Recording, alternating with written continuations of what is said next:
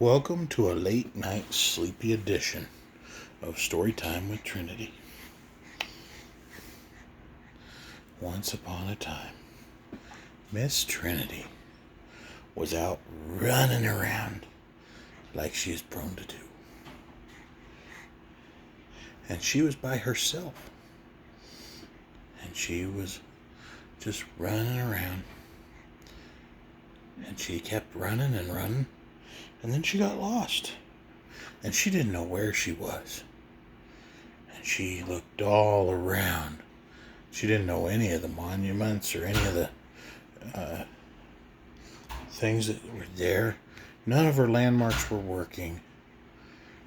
So she looked and she thought, well, I could wander off this trail. But then I'd end up like my friends that died at the waterfall for getting off the trail.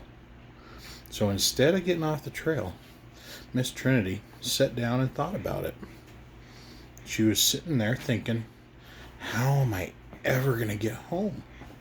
And she stayed on the trail, and she sat there, and she thought, and she thought, and she thought some more. She had lots of ideas.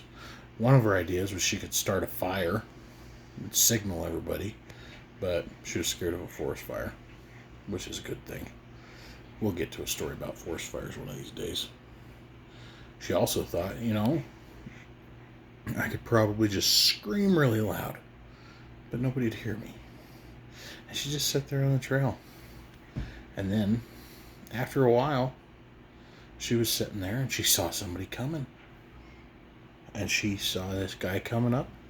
And she said, "Hey, mister, I'm lost." And so the guy said, "Oh, well, let's get you home, little girl."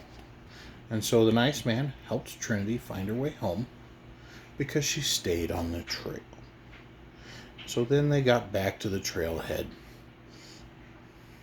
And this is actually a happy ending. Trinity made it home. Nobody died.